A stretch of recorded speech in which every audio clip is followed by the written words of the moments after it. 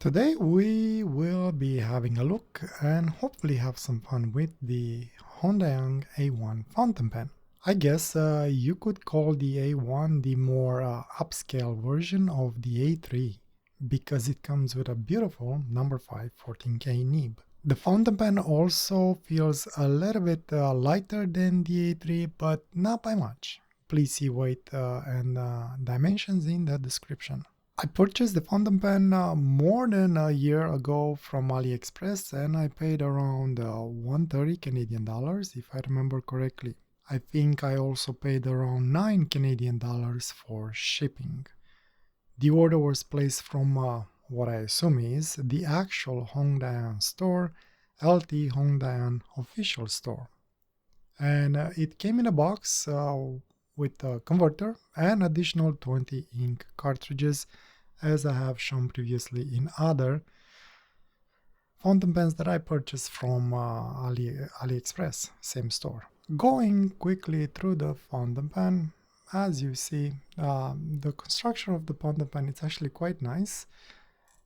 It's pretty much flat-ended at both ends, and if you do have the A3, the black version, the construction will look very similar, if not almost identical. The only difference is that you have this floral pattern on the A1. Top of the finial has this nice, which feels stamped graphics, which I really like. The clip is really simple, elegant in my point of view, with a little bit of color right on the top of the clip. Cap tapers up to the middle and maybe hard to see because the font it's pretty much the same color as the body of the pen, so they didn't add any paint on it, and it says gold nib 14K LT Hongdian, and on the other side, barely visible, it will say A1. Cap, a little bit of step down from the cap to the barrel, and again the barrel tapers down all the way to a gold finial that it's flat-ended. I like the simplicity of their finials on their barrels. The clip is a little bit stiff and a little bit tough to basically go over the cloth, but once it starts sliding, goes in very nicely. Almost military-like style clip. And removing it, very nice. However, it looks like it does leave a mark as you remove it. So hopefully it won't damage your shirt. You can definitely lift it. It just is a little bit stiff when you do fight with it. And the clip is stamped. Cap, just like on the A3, it's a pull-push cap. Works very nicely. I like it, and then I like the click that it makes. And once you remove it, you will have a nice section, pretty good length on it. And these ribs on the section are supposed to help with gripping the pen. For me, they don't work as well because they're not as prominent as the ones on the A3. But it's not bad because overall the pen is very light in hand, so you don't actually have to grip it very tight. You could be very gentle with it. And having a closer look at that 14K nib, it's actually really nice. I like it. I like the design that it has on it.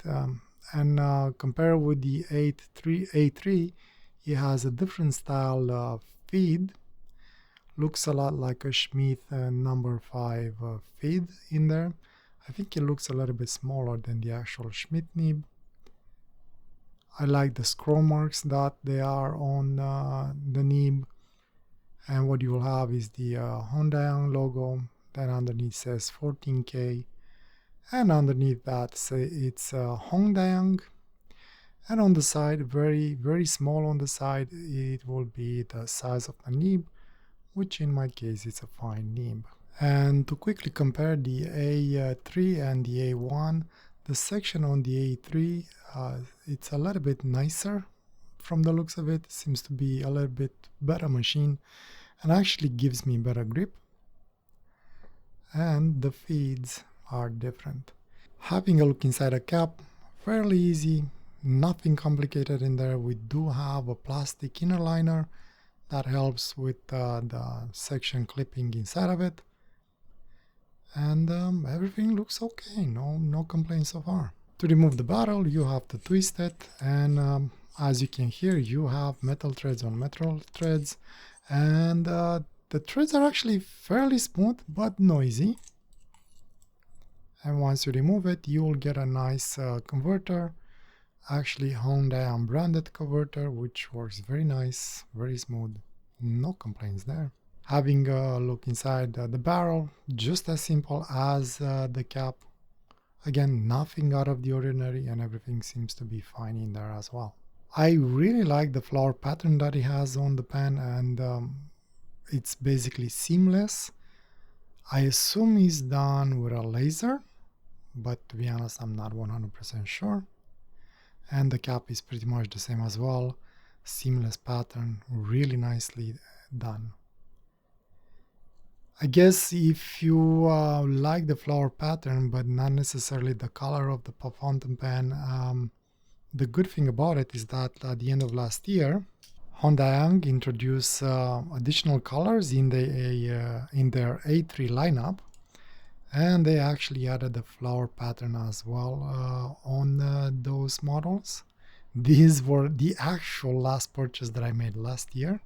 The fountain pen in hand feels actually really nice. As I mentioned, maybe a little bit on the lighter side of things.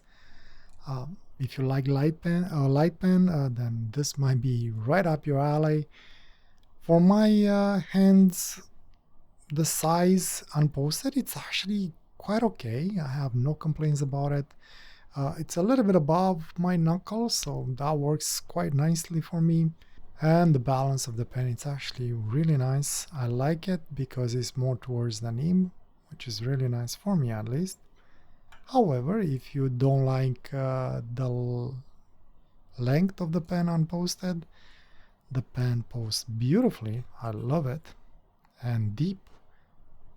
And it's almost seamless, almost. It's a small step up between the cap and the barrel. And as mentioned, it posts quite deep, more than halfway. And once posted, definitely a nicer length on the pen, and you get a little bit of extra weight from the cap. However, that extra weight does not ruin the balance of the pen.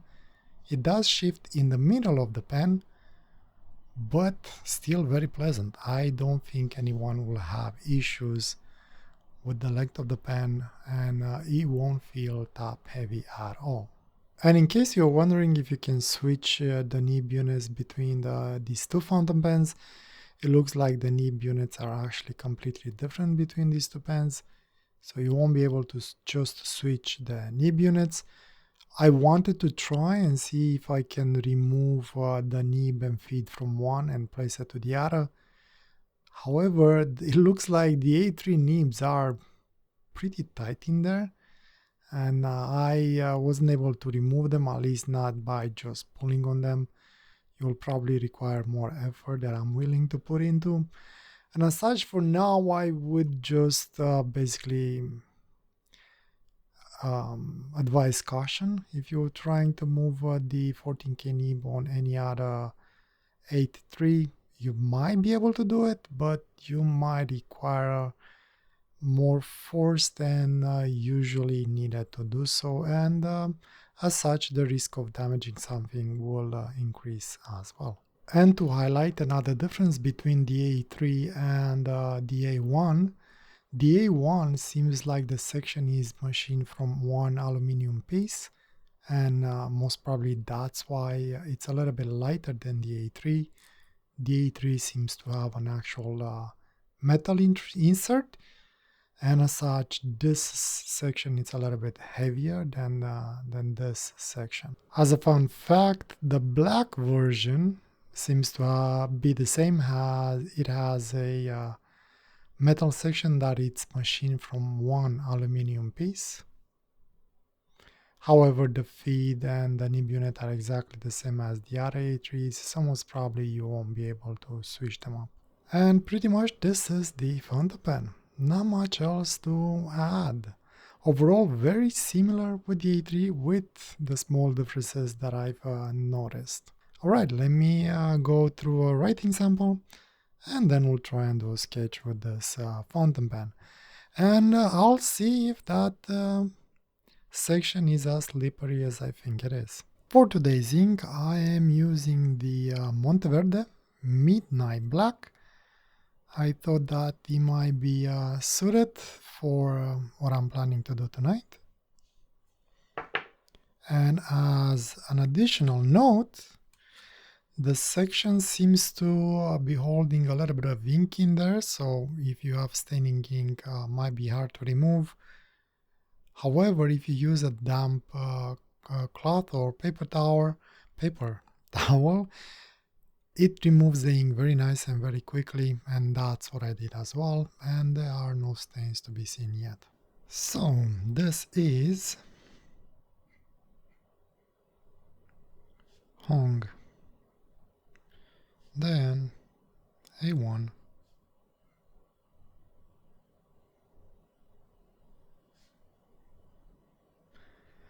fountain pen.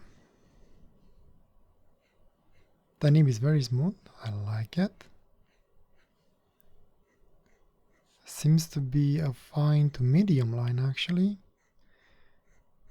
but it works really nice. And reverse, actually a very nice extra fine to fine line to my eyes. And I like it, it works. I mean, it seems like it skips a little bit. So this knee might benefit from a little bit of smoothing. Or maybe I'll just clean the tines a little bit. Maybe there's some debris on it. And I'll let you know if there are any issues.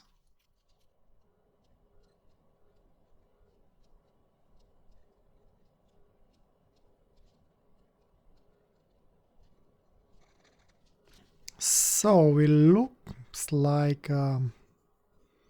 maybe this ink doesn't behave that well on this paper. I'm not sure. I guess I'll know better when I'm actually gonna put the nib on the Fabriano paper that I have. However, overall the nib actually feels very smooth. I don't think it requires any smoothing. Seems like it skips here and there. I'm not sure if he has maybe just a little bit of baby's bottom. I'll work with it as is and I'll let you know. Maybe it misbehaves on this cheap paper, which, in case anybody wondered, this was bought at Dollarama. It's basically very cheap, but works very well for most of the stuff that I need. Anyway, and the line variation, you do get a little bit of line variation on this nib. I wouldn't call it a flex or a semi-flex. I would definitely call it a fun nib. Actually, it's not bad. It's not bad at all, and you don't put a lot of effort on getting that line variation. So maybe close to a semi-flex, I would say. And the flow, it's actually pretty good. Alright, enough with this. Let me get into a sketch and I'll let you know what I finally think of this fountain pen. Today's sketch turned out to be very simple. Not a lot going on, but took a lot of time. But fun at the same time. I kinda lost my mojo when I reached at the bottom part and I was not 100% sure how to proceed. Not sure I am all happy about what I end up with. Maybe I should have thought a little bit more about it. And I like this Monteverde ink. No issues with smudging and no bleeding when I used alcohol markers. Fountain pen worked out fine as well. Turned out that either the nib or the ink was not very happy with the cheap paper that I'm using for the writing sample. It worked out like a champ on the Fabriano paper that I am using for my sketches. And I definitely like using it posted. Feels odd and maybe too light unposted for me. What do I like about the Hongdian A1? Just like the A3, I pretty much love everything about this fountain pen. I mean, in all honesty, this is pretty much an A3 with a gold nib and a little bit lighter. I think it's a beautiful fountain pen. I love the flower pattern that it has, and I think it's kinda cute in its own way. And that nib, it's smooth and fun. And lastly, it comes with a converter, which I always like, and it posts really nicely without ruining the balance of the pen. What I don't like about it. Personally, just like the A3, I don't really have anything that I dislike on it. However, things to note in case you might care, the clip on my copy it's a little bit on the stiff side, but functional, and if you prefer a heavier fountain pen, maybe this fountain pen might not be on your liking since it's a little bit on the light side, from my perspective. Overall, I do love it. I find it very comfortable, and I think that the nib it comes with, it's a little number 5 jewel that I do enjoy a lot. However, if a gold nib is not up your alley, then the A3 might be better suited for you since they are very similar in the end. Especially since on the newer versions of the A3 they have added the flower patterns as well, if that is the only thing that you might like on the A1. And that's another wrap. If you have any other questions, please leave a comment below and I will try and get to it as soon as I can. Thank you for joining me today. Hope I'll see you next time, and I wish you all the best and a wonderful day or night, wherever you are. Take care. Bye.